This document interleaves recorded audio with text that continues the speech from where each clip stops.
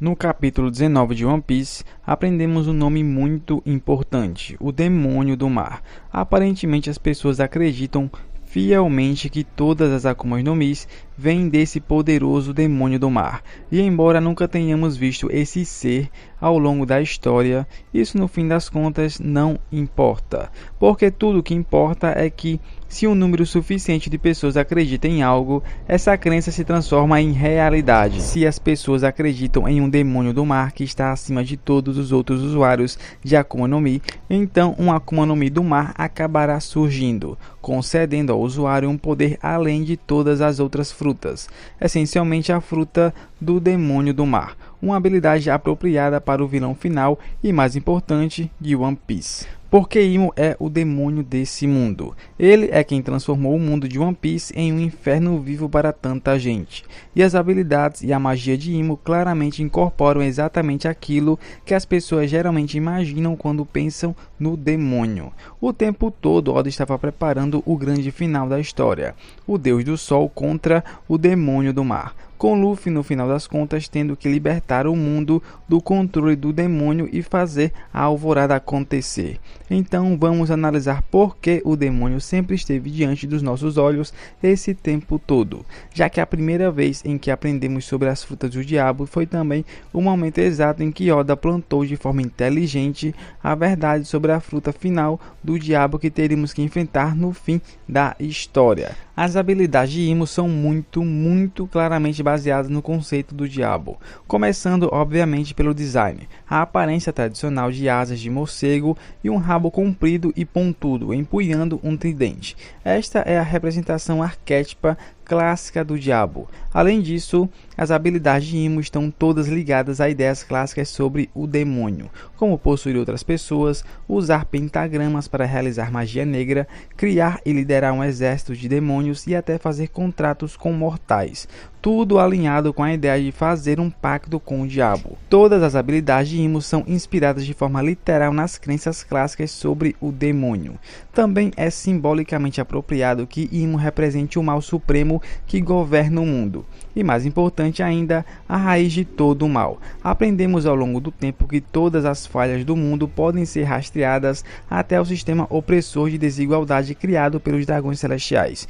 E no centro do domínio dos dragões celestiais está Imo, aquele que criou o mundo distópico que existe hoje. A ideia de que o mundo só poderá ser libertado quando o demônio que o governa for derrotado também está claramente retratada num mural que mostra o conflito central da história. Nele vemos Nika liderando um exército de todas as raças e povos contra o grande mal, aparentemente o demônio que está impedindo que o sol chegue até os outros.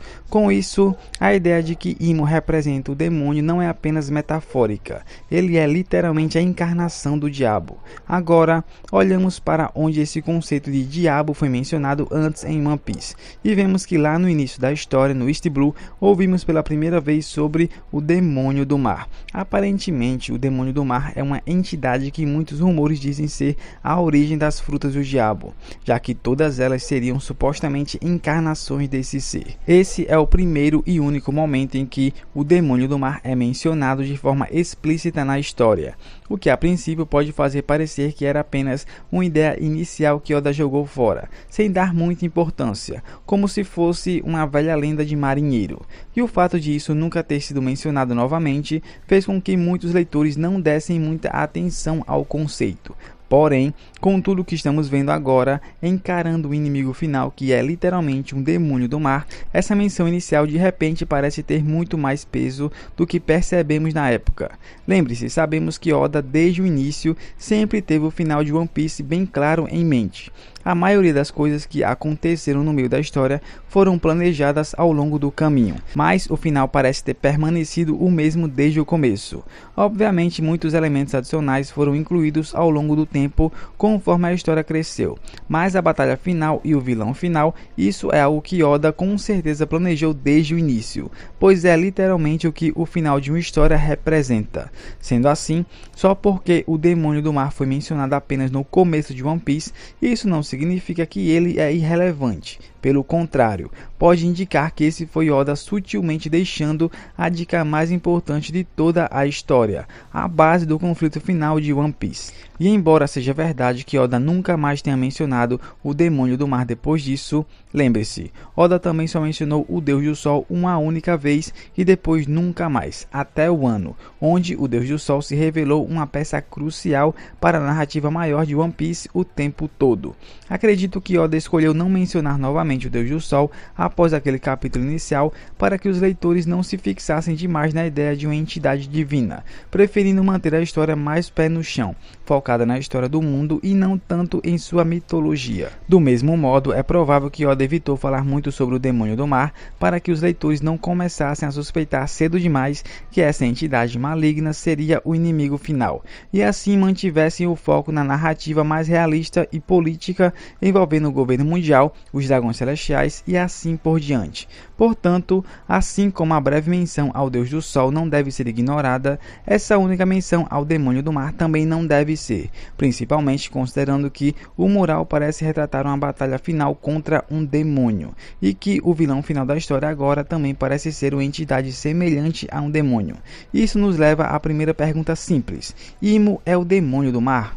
E na minha opinião é improvável que Imo seja literalmente o demônio do mar, porque devemos lembrar que Imo Nerona foi de fato uma pessoa real. Ele foi em algum momento apenas um rei de uma nação entre muitas outras que tiveram que se unir para lutar contra o antigo reino.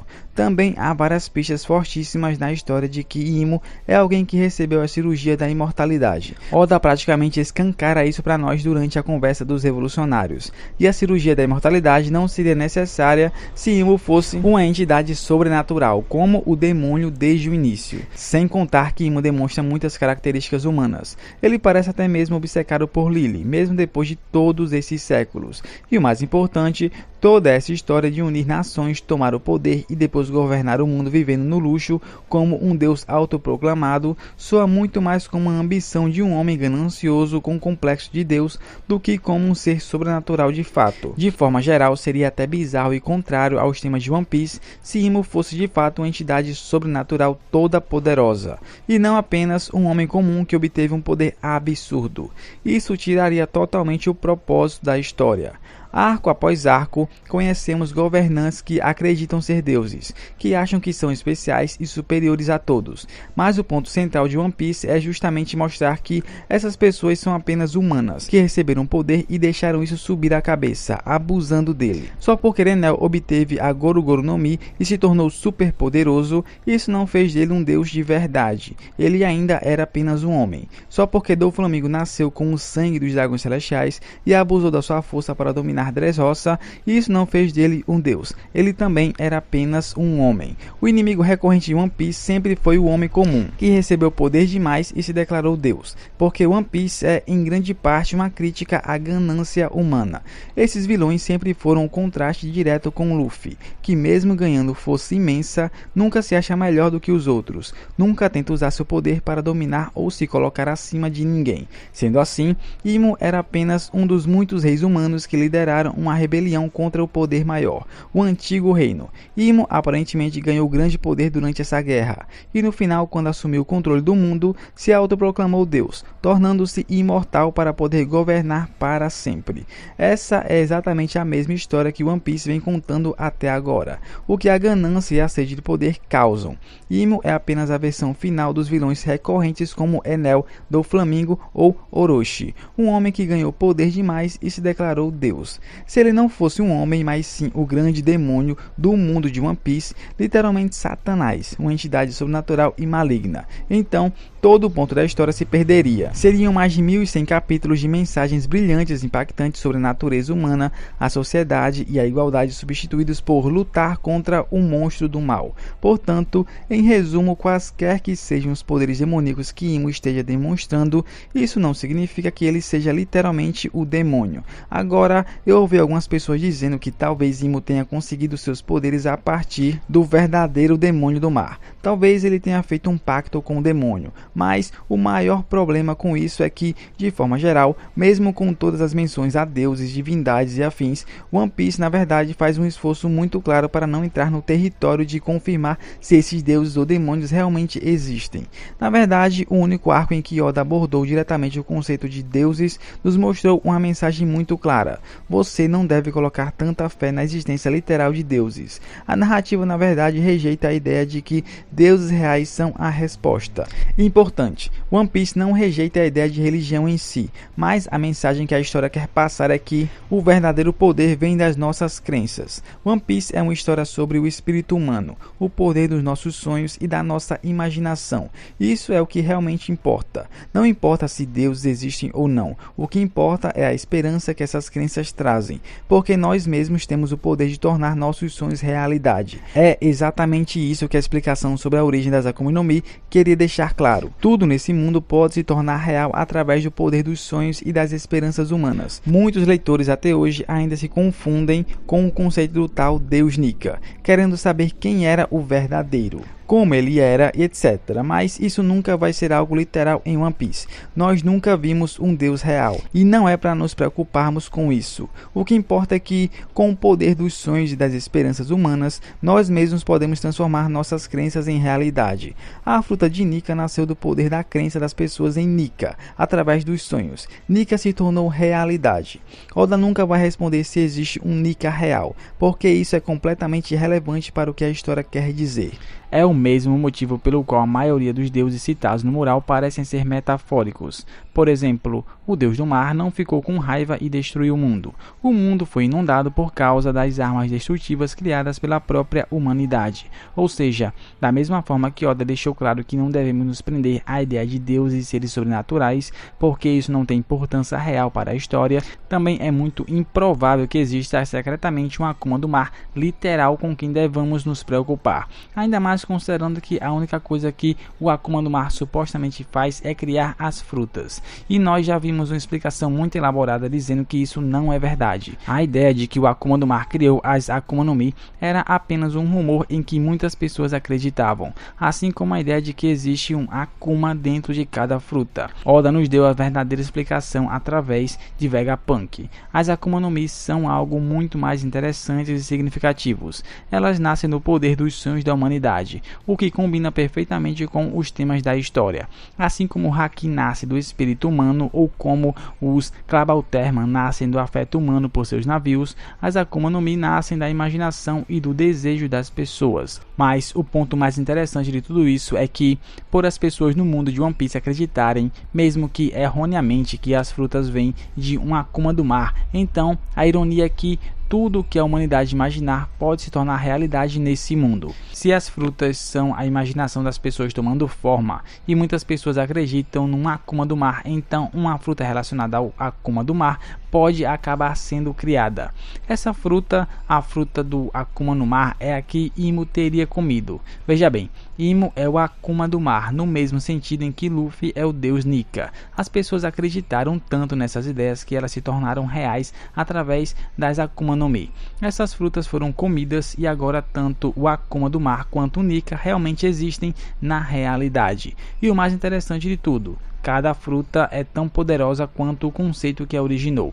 Por exemplo, a habilidade de se transformar em uma jaqueta é uma ideia fraca, que alguém imaginou em algum momento. Por isso essa fruta não é particularmente forte. Por outro lado, as pessoas que acreditaram no conceito de Nika imaginaram um deus literal da libertação, capaz de salvar os outros. E por isso a fruta de Nika é uma das frutas mais poderosas imagináveis, com habilidades divinas de manipular a realidade. E quanto à fruta de Imo, bem, o Akuma do mar é um conceito que as pessoas criaram para explicar a origem de todas as frutas. Ou seja, as pessoas começaram a atribuir o poder de todas as frutas a essa divindade única que imaginaram.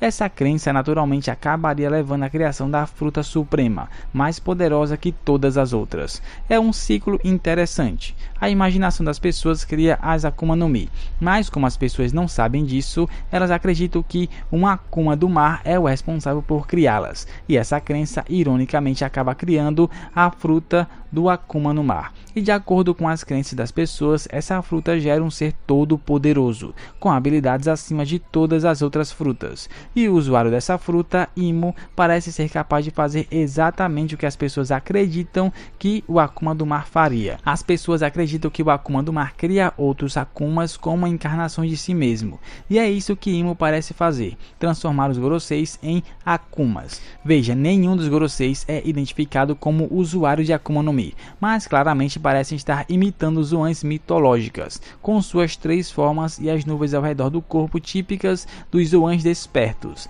Ainda assim, os Goroseis são rotulados como yokais reais, indicando que não são tecnicamente usuários de frutas. Vale lembrar que os Cavaleiros Sagrados são rotulados como usuários reais de Akuma no Mi, ou seja, parece que apenas os subordinados diretos de Imo, os Goroseis, assumem essas formas monstruosas que não vêm de frutas reais. Isso seria resultado direto dos poderes da fruta do Akuma do Mar de Imo. Ele tem as habilidades que o povo acredita que o Akuma do Mar teria: criar usuários de poderes demoníacos. Imo pode criar seus próprios usuários de frutas monstruosos, sem que eles precisem comer uma fruta de verdade. Pode parecer confuso, tipo Inception de fruta, mas faz sentido se pensarmos que as frutas do diabo são espelhos da imaginação das pessoas. E se as pessoas imaginaram que o Akuma do Mar cria usuários de frutas demoníacas, então o que se cria é uma fruta que dá esse poder ao seu usuário. Ou seja, o usuário da Akuma no Mi do Mar pode criar seus próprios usuários de frutas, mas como eles nunca comeram a fruta real, tecnicamente não são usuários verdadeiros, por isso não tem ficha oficial de Akuma no Mi. Isso também pode explicar o que Imo fez com Dory Brog e os outros gigantes de Elbaf. Seriam mais exemplos de criações monstruosas, como o povo acredita que o Akuma do Mar faria. Quanto à habilidade de conceder imortalidade, essa é um pouco mais difícil de entender. Há uma forte sugestão de que Imo obteve imortalidade através da operação Ope no Mi, mas é possível que uma das habilidades do Akuma no Mar seja fazer pactos com outros concedendo poderes. Por extensão, Imo teria se tornado capaz de conceder a imortalidade a seus subordinados. Outros poderes, como viajar pelo abismo, possessão, etc. Provavelmente são habilidades que as pessoas imaginam que um Akuma teria. Se as frutas só são tão poderosas quanto o conceito imaginado por trás delas, então, se muitas pessoas imaginarem que existe um Akuma do Mar todo poderoso, fonte de todas as frutas, essa crença geraria uma fruta com os poderes desse ser absoluto, um ser acima de todas as outras frutas. E claro, esse ser seria capaz de criar outros usuários de frutas, pois é isso que as pessoas acreditam que ele poderia fazer. Como o suposto Akuma do mundo, ele também poderia ter outros poderes de magia negra, como atravessar abismos, possuir corpos e fazer pactos de poder em troca de controle. E claro, essa fruta faria de Imo o vilão final perfeito da história, a raiz de todo o mal no mundo de One Piece, o Akuma que precisa ser derrotado para que o amanhecer chegue. Mas e aí, o que é que você acha de tudo isso? Será que essa teoria realmente faz sentido? Comenta aí a sua. Se você gostou desse vídeo, deixa o seu like, se inscreva no canal e, claro, ative o sininho para não perder os próximos vídeos. Muito obrigado por terem visto até aqui. Valeu!